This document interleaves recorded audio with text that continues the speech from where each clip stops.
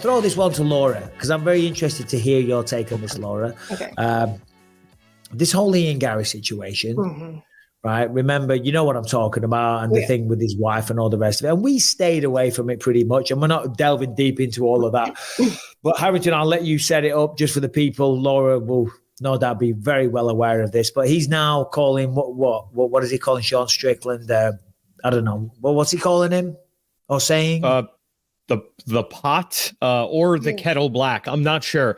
So essentially, Sean Strickland came out and said there's certain things that are offline, off limits with fighters, right? It's your wife, your family, and children being abused. So Ian Garry fired back and said, how the tables have turned. You dish it out in the lowest, most vile manner, but can't take a pinch. You attacked my wife incessantly and obsessively, calling her a pedophile. It's clear to see your childhood trauma showing. You claimed you were giving me advice before. Well, now it's my turn to return the favor. You should shut your mouth and focus on the mirror because you have enough serious issues you need to solve. Wish you all the best with them. Don't ever project your pain onto me and my family again. Happy New Year's. Listen, I'm a huge fan of Sean as a fighter and as a person. And all his antics aside, they don't really bother me, but he kind of walked right into that. Like, you can't, I watched his video with Theo Vaughn and I thought I commended him for it. I thought it was incredibly moving. I thought it was honest. I thought it was open. I think he will help a lot of people by being as vulnerable as he was, especially being known for a guy who you wouldn't think would do that. So on one hand, I'm like giving Sean all the flowers in the world, but you can't in the same conversation say attacking wives is off limits and then call this woman a pedophile, which she clearly is not. Okay. Correct. She's not a pedophile. It's my favorite section of porn, the MILF section. Who doesn't love a good MILF? Right? That's what she is. She's not a pedophile.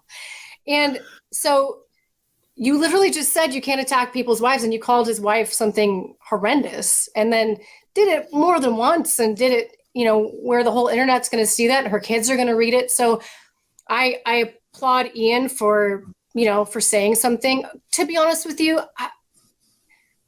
I just wish we would all stop. Like, I'm not some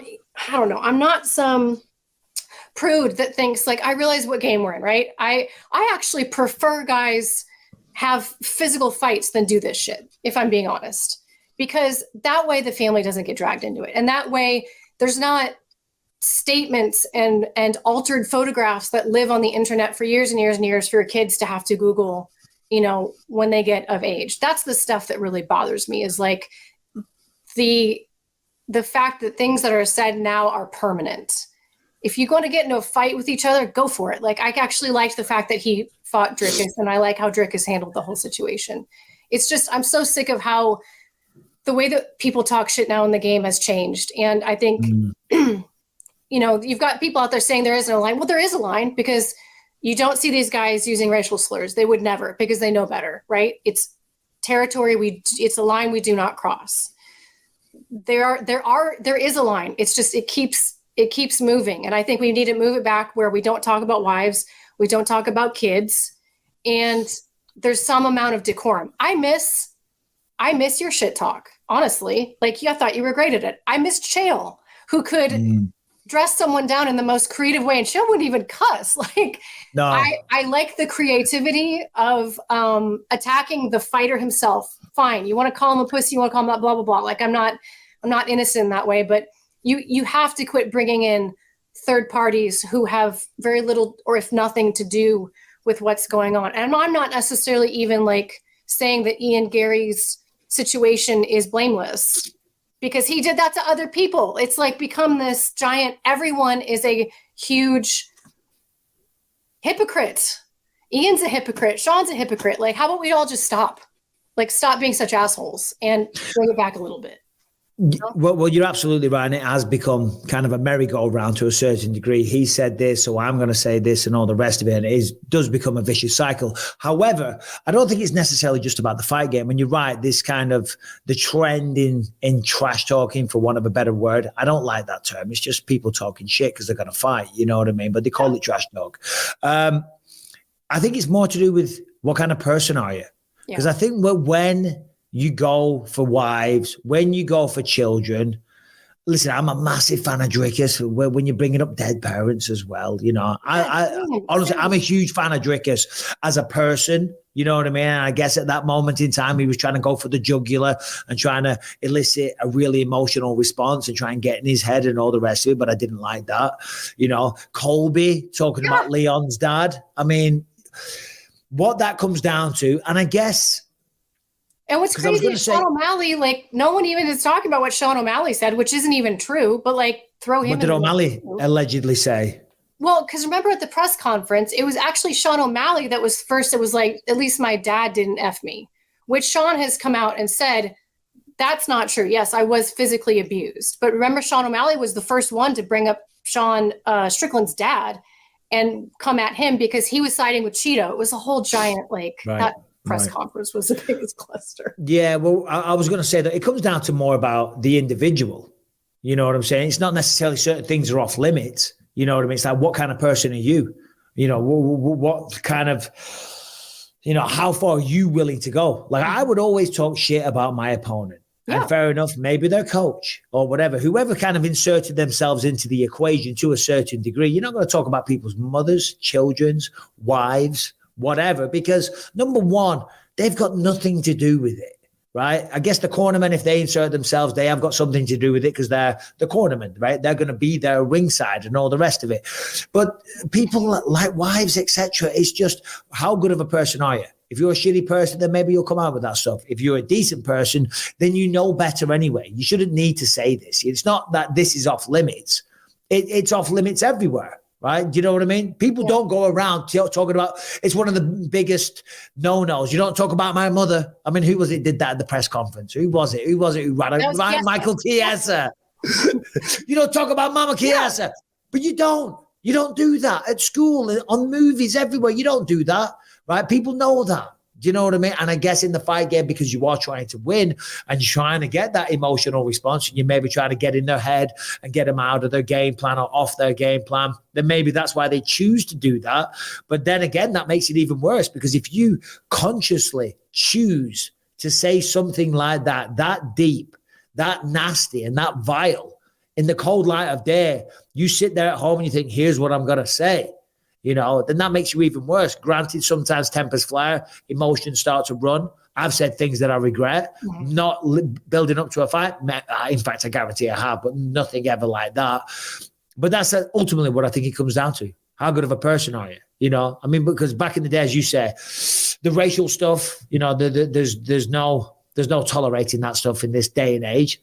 But even then, back in the day, I mean, people went there. I mean, Mike Tyson, we talked about this on Monday with Anthony. I mean, Mike Tyson said some wild things, you know. But again, you know, it's easy. That's Mike Tyson. There you go. But yeah, I think it comes down to that. But Sean Strickland did walk into that one. I think you set that up perfectly. I mean, he goes out there and he's spoken so much and he's talked and judged and all the rest of it. And then he says to Dricus that that's kind of off limits.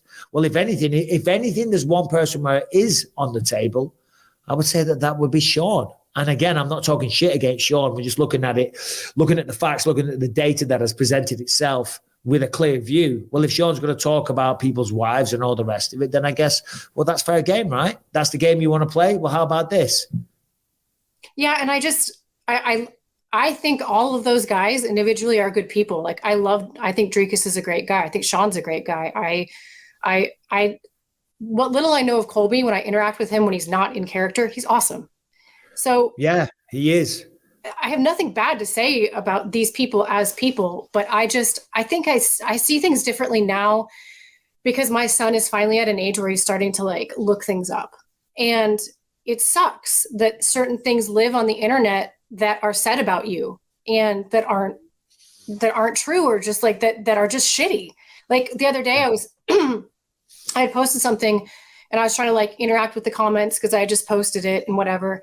And he looked over my shoulder and he was reading the comments. And, you know, even just reading one negative comment about me, it really hurt him. And I hate the fact that that's something that he has to deal with. And it's a thing I never even conceived of, because I didn't imagine I'd ever be in a position to be even a tiny bit known. I'm sure your kids deal with it 10 million times more than I ever would. Well, they know their dad's an asshole, so it's nothing new to them. They're like, that's fine. You don't want video of you talking like that a few years from now, and your little girl comes up to you and said, well, Dad, why would you say this? You know, or I don't know, people don't think about those lifelong repercussions. And I'm sure I sound super lame right now, but I just No, you don't sound lame at all. You sound like a caring mother.